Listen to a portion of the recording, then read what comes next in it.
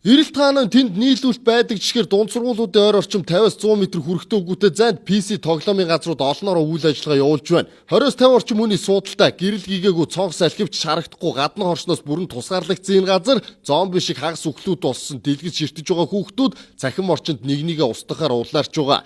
Өсвөр насны хүүхдүүд эндээ өдөрт дунджаар 2-3 цагийг зарцуулдаг. Зарим хүнд гарууд нь хонон өнжин тоглодог. Энэ хэм маяг нь үргэлжилж PC тоглоомын газар орж тоглох хонох давтамж ихсээд ирэхээр өөрийн мэдлэгүүд донтчихдаг байгаа юм. За ингээд донцсон хүүхдүүдэд хөтлөд эцэг эхчүүд нь сэтгцэн эрүүл мэндийн төвд очиж онцлуулаад хэвтэн эмчилүүлдэг. Өнөөдрийн байдлаар өсвөр насны хүүхдүүдийн шар хатанд хэвтэн эмчилүүлж байгаа гол шалтгаан нь компьютерт донтох болоод байгаа гэдгийг эмчнэр хэлээд байгаа юм. Гэвч компьютерт донтоход цаашлаад хүүхдүүдийг багаас нь аливаа хорт буруу зуршилд амархан донтдог болох эхлэлийг тавьдаг. Ирээдүйд мөрөдөд тоглох хар тамхинд донтох зэрэг буруу замаар орох нь илбэг тохиолддог байна.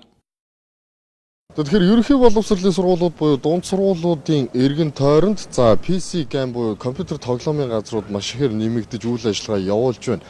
За энэхүү PC тоглоомын газраар үйлчлүүлж байгаа хүүхдүүд бол ихэвчлэн өдөрт дунджаар 2-3 цагийг өнгөрөөдөг гэж байгаа. За ерөнхийдөө бол чөлөө цагаа өөрөөр зөв боловсон өнгөрүүлээд явах газар талбай тоглоомын газар тун ховор болохоор ингэж явдаг гэсэн иймэрхүү тайлбарыг өгч байна. Тэгэл өдөрт нэг 2 цаг л тоглоно. Өдөрт ч нэг 2-3 цаг.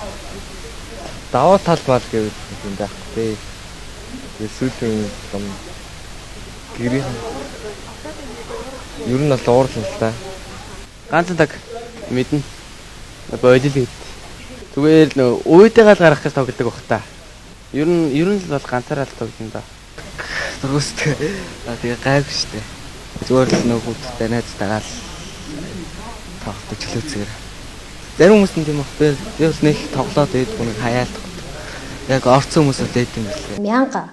1334 хүн хэвтэн эмчилүүлж байна. Үүнээс эмэгтэй нь 643 хүн, эрэгтэй нь болохоор 691 хүн хэвтэн эмчилүүлж байна.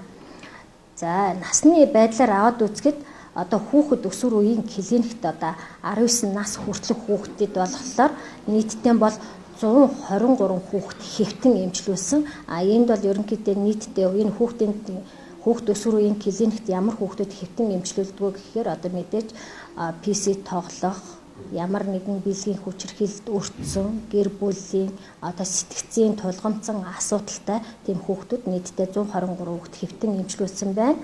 Cyber money гэж нэрлэгддэг энэ эмгэгүүд бол ерөөсөө зөвхөн энэ төрлийн биш, энэ чинь ерөөсөө нэг төрлийн донтох буюу юм зуршилт эмгэгүүдийн тоонд ордог байхгүй. Зуршилт эсвэл төрхүүлийн эмгэг чиглэл рүү авч орж ирдэг. Хүүхд одоо энэ чинь хүүхд наснд гэж зуршилт эмгэг болж байгаа насанд хүрээд эренгүүт эднээс нь югдгийг мөрийтэй тоглоом тоглодог ч юм. Ингэж хувирж өөрчлөгддөг байхгүй. Тэрнээс бол одоо юу хүүхд насныхан л ганц хүүхдэд байгаа юм гэсэн үг биш байхгүй. Жишээ нь насанд хүрээд ирэхээр энэ одоо юу гэдэг нь даймжлаад ирэхээр мөрийтэй тоглодог ч юм уу. Тэгээ зарим нэг нь юу гэдгийг мансралт төрлийн байцыг илүү хэрэглэдэг ч юм. Нэг төрлийн донтолтууд байхгүй. Архин донтох, тамхин донтох, мөрийтэй тоглох PC-д бүгд л нэг донтолт зуршил юм гэсэн.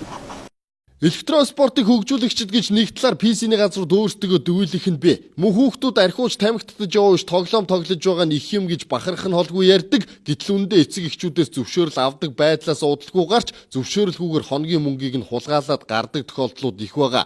Энэ нь хэдийнэ донтолтын эхний шинжүүдийг илрүүлээд эхэлж байгаа юм. Цахим орчинд үндэ хүмүүжүүлэх, соён гэгэрүүлэх тоглоом гэж бараг байдаггүй. Спортын зарим нэг тоглоомнуудаас бусд нь бүгд л алдаг, хулгайлдаг, дайддаг даалгавруудтай. Ингээд цөөр хүмүүжлээ авч яваа дунд сургуулийн сурагчид буруу үлгэр дуурайлал өгөхөөс гадна зан характерын хувьд хэрцгий хандлагатай болж төлөвшөж байна. За тэгэхээр бизнесийн ашгаа бодож сургуулиудын ойролцоо хаяад ирлэн байгаа компьютер тоглоомуудын газруудыг цэгцлэх зайлшгүй шаардлагатай. Нөгөө төгөр хүүхдүүд чөлөө цагаа зөв боловсон өнгөрөх PC-нээс өөр газруудыг төр бодлогын хүрээнд дэмжиж анхаарч ажиллах ёстой. Эцэг эхчүүд хүүхдүүдтэйгээ харилцаж гэрээсээ гадуур орчинд хинтээ юу хийж байгааг нь анхаарах хэрэгтэй. Үгүй бол өнөөдөр PC-нд донтож байгаа хүүхдүүд ирээдүйд хар тамхичин мөрийтэй тоглоомч болох эрсдэл өндөр байна. Мэдээг амар өсгөлөө.